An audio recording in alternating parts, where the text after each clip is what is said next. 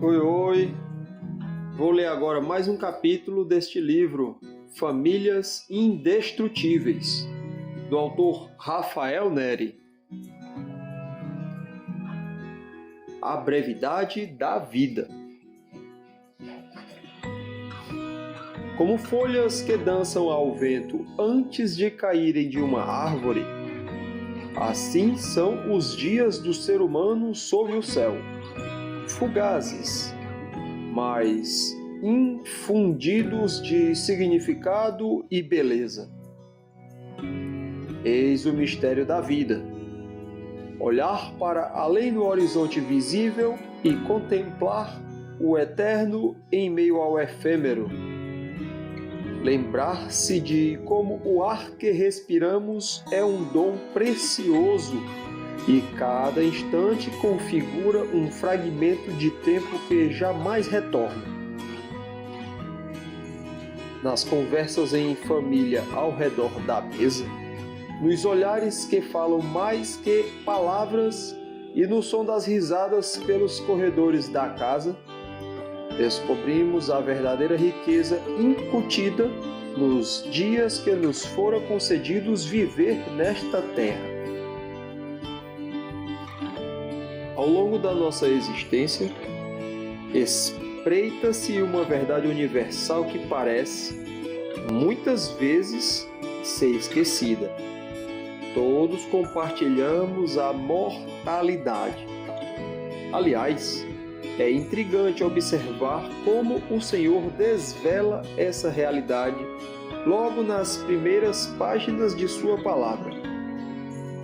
Com o suor do seu rosto, você comerá o seu pão, até que volte à terra, visto que dela foi tirado, porque você é pó, e ao pó voltará. No pó da terra vislumbramos nosso princípio e fim. Tal pensamento, longe de ser sombrio, deve servir como um farol a orientar-nos para uma compreensão profunda sobre a importância do presente. Não à toa, Rubem Alves observou certa vez: quem sabe que o tempo está fugindo descobre subitamente a beleza única do momento que nunca mais será. Isso quer dizer que a consciência de que o tempo é limitado pode levar uma pessoa a reconhecer e valorizar a beleza singular de cada instante. Portanto, somente aquilo que é tão precioso a ponto de nos levar a ponderar o sacrifício supremo merece nossa atenção e diligência. Agora, atentar-nos ao fato de que morreremos não tem de ofuscar a luz da vida em nossos dias, mas iluminar as escolhas que fazemos. Amar de maneira mais intensa, criar laços significativos, educar nossos filhos com valores e princípios que perdurem. A consciência a respeito da fugacidade da vida nos conduz às meditações do rei Salomão, que esclareceu o elo sutil entre a morte e a sabedoria. Hoje, suas palavras ainda são um testemunho de como a dor da perda aguça nossa percepção acerca do que realmente tem valor e nos desperta para uma jornada em busca de sentido para nossas ações, escolhas e desejos. É melhor ir a uma casa onde há luto do que a uma casa em festa, pois a morte é o destino de todos. Os vivos devem levar isso a sério. Eclesiastes, capítulo 7, versículo 2. Eclesiastes expõe um dos paradoxos mais pungentes da condição humana. É no contato com a morte que despertamos para a plenitude da vida. Tal qual a escuridão da noite realça a luz das estrelas. A sombra da mortalidade acentua o brilho do breve período em que permanecemos neste planeta. Observando atentamente, notamos como o Senhor, artífice do universo, insculpiu tempus fugiti momento mori no coração de tudo que existe. O contínuo ciclos das estações, a ascensão e declínio de reinos, ou a breve beleza de uma flor que desabrocha ao amanhecer e murcha ao entardecer. Em tudo, nota-se enfaticamente: o tempo foge. Portanto, lembra-te de que morrerás. Esquecer essa verdade sequer foi uma possibilidade para mim, uma vez que atender a velórios para oferecer suporte a famílias da igreja local tornou-se comum em meu ministério. Presenciei o desconsolo de entes queridos, contemplei lápides de pessoas de diferentes idades e a melancolia dos viúvos a encarar a árda realidade da solidão. Vi o tempo de chorar, de meus irmãos em luto se revelar como um convite para recordarem a vida compartilhada e a profundidade da devoção recíproca que perdurou ao longo do matrimônio. O tempo passava e as lembranças, tingidas de saudade, tornavam-se, aos poucos, testamento de um amor que não foi em vão e deixou marcas permanentes na alma. Tudo isto me impulsionou, e ainda o faz, a uma introspecção acerca do meu próprio casamento. Questionei-me então sobre como seria lembrado por Jéssica se viesse a falecer antes dela. Perante minhas imperfeições, ponderei se, após dizer adeus, meu amor teria sido um reflexo vivo da verdade escrita em Efésios capítulo 5, versículo 25. Quando dissemos sim no altar, fizemos a escolha consciente de transformar nosso casamento em um prelúdio das bodas do Cordeiro e persisto na fé de que posso criar memórias que honrem nosso relacionamento e sirvam como testemunho do amor de Cristo pela Igreja. Não seremos marido e mulher na eternidade. No entanto, aqui na Terra, nosso matrimônio é uma oportunidade única de contribuirmos para a santificação um do outro. Olhar para a aliança matrimonial com essa perspectiva é absolutamente fundamental para entender a importância de perdoar o cônjuge e desejar sua salvação. Afinal, quantas separações conjugais não são motivadas por interesses mesquinhos e uma visão pequena acerca da vida?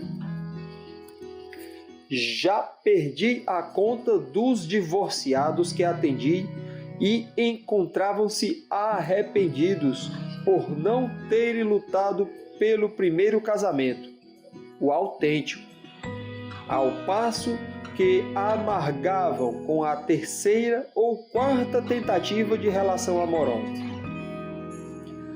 Por mais dura que seja a rotina, por maiores que sejam os defeitos do cônjuge, por mais penoso que seja o labor dos deveres domésticos, sempre valerá a pena lutar pela família.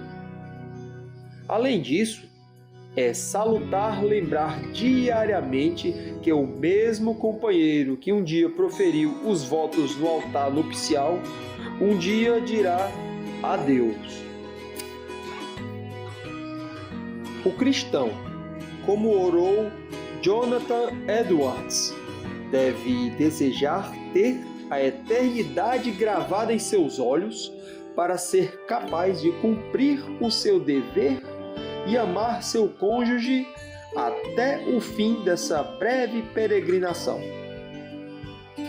Essa consideração desperta a lembrança de uma verdade elucidada na Bíblia. A vida do homem é semelhante à relva. Ele floresce como a flor do campo, que se vai quando sopra o vento. Salmos, capítulo 103, dos versículos 15 ao 16. Ao ler as palavras do rei Davi, é inevitável ponderar sobre a fragilidade da nossa existência. Elas nos convidam a superar as preocupações com o transitório e direcionam nossa atenção ao que é espiritualmente eterno. Afinal, enquanto tudo no mundo material é passageiro, o Senhor e Sua palavra permanecem imutáveis. Acredito ainda ser possível discernir uma analogia muitas vezes não observada. A relva, adaptada para sobreviver a condições adversas, possui um ciclo de vida perene, capaz de renascer após períodos de dormência ou de se regenerar após ser cortada ou consumida. De maneira similar, com a graça de Deus, aprendemos a nos reerguer após cada revés e conseguimos florescer nos terrenos mais estéreis de nossas experiências. A flor do campo, por sua vez, é caracterizada por sua função reprodutiva.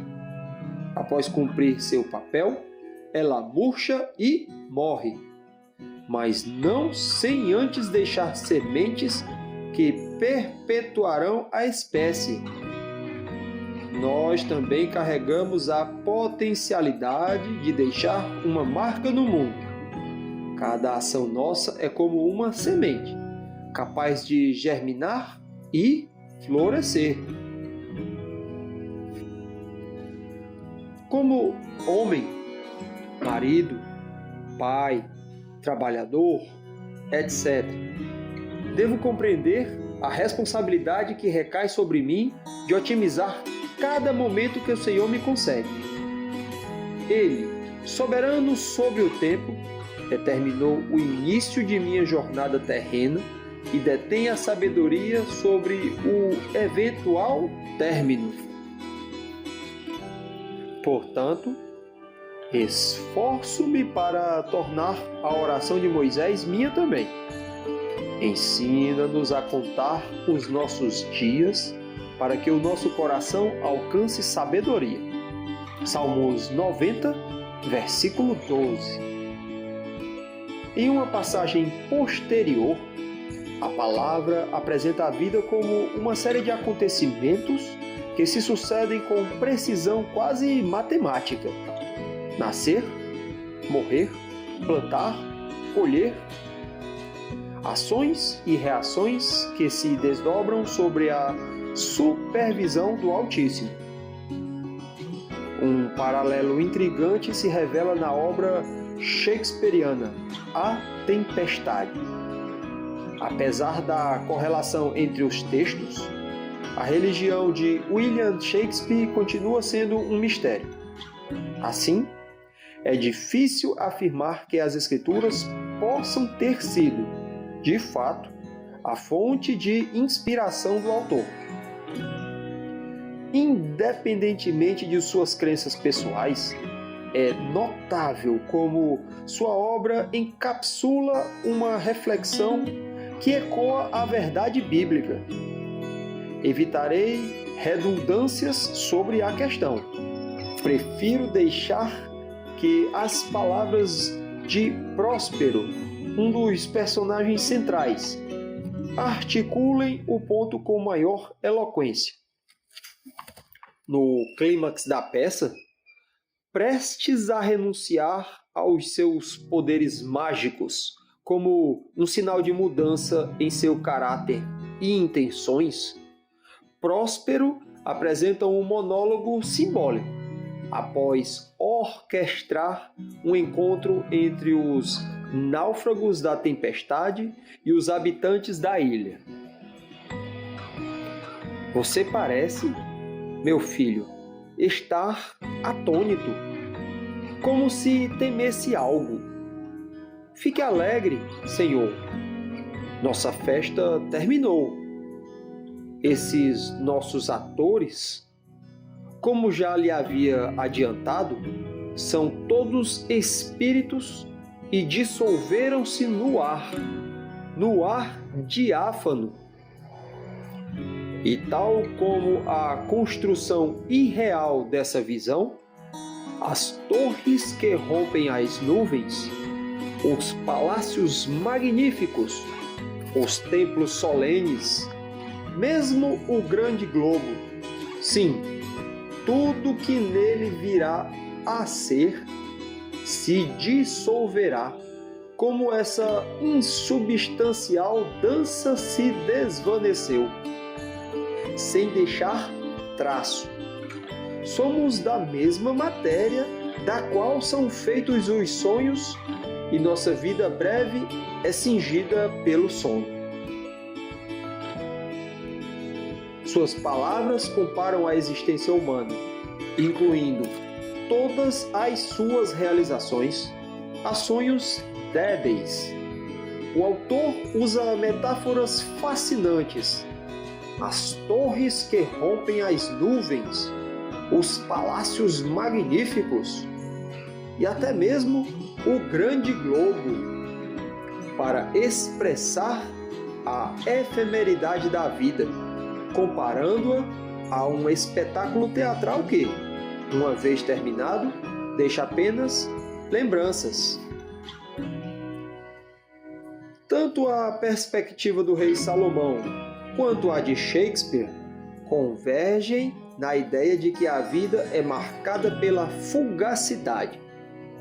Enquanto em Eclesiastes enfatiza-se a ordem e o ciclo natural das coisas, o dramaturgo inglês destaca quão breves são os instantes que desfrutamos na Terra e como mesmo as nossas maiores conquistas perecerão, por mais que tenham valor expressivo em determinado momento, tal qual uma peça de teatro. A brevidade de nossos dias enfatiza lições valiosas a nós. Como viver de modo prudente, direcionando nossas ações aos propósitos divinos e gerenciando o tempo que nos foi concedido conforme os princípios da boa mordomia. Com temperança, isto é, desfrutando dos prazeres de modo equilibrado, também com justiça e ordem no que diz respeito aos nossos valores, deveres e afetos. Desde o anúncio de Shema Yisrael, quando instruiu o povo hebreu acerca de seus estatutos por meio de Moisés, Deus, com excelsa sabedoria, já delimitara pontos fundamentais a guiar nossa breve vida na terra. Ouça, Israel, o Senhor, o nosso Deus, é o único Senhor. Ame ao Senhor, o seu Deus, com todo o seu coração, com toda a sua alma e com todas as suas forças. Que todas estas palavras que hoje lhe ordeno estejam no seu coração. Ensine-as com persistência aos seus filhos. Fale sobre elas quando estiver sentado em casa e quando andar pelo caminho, quando se deitar e quando se levantar. Amarre-as como sinal nas mãos e prenda-as na testa. Escreva-as nos batedores das portas da sua casa e nos seus portões. O Senhor, o seu Deus, os conduzirá à terra que daria a vocês e sobre o qual jurou aos seus antepassados, Abraão, Isaque e Jacó. Terra com grandes e boas cidades. Quando isso acontecer e vocês comerem e ficarem satisfeitos, tenham cuidado. Não se esqueçam do Senhor que os tirou do Egito, da terra da escravidão. Temam ao Senhor, o seu Deus, e só a Ele prestem culto. Obedeçam cuidadosamente aos mandamentos do Senhor, o seu Deus, aos testemunhos e aos estatutos que Ele ordenou a vocês. No futuro, quando os seus filhos perguntarem a vocês o que significam estes testemunhos, estatutos e ordenanças que o Senhor, o nosso Deus, ordenou a vocês, vocês lhes responderão: fomos escravos do Faraó no Egito, mas o Senhor nos tirou de lá com mão poderosa. Ele nos tirou do Egito para nos trazer para cá e nos dar a terra que prometeu, sob juramento aos nossos antepassados. O Senhor nos ordenou que obedecêssemos a todos estes estatutos e que temêssemos ao Senhor, o nosso Deus, para que sempre fôssemos bem-sucedidos e preservados em vida, como hoje se pode ver. Deuteronômio, capítulo 6, 4 ao 24.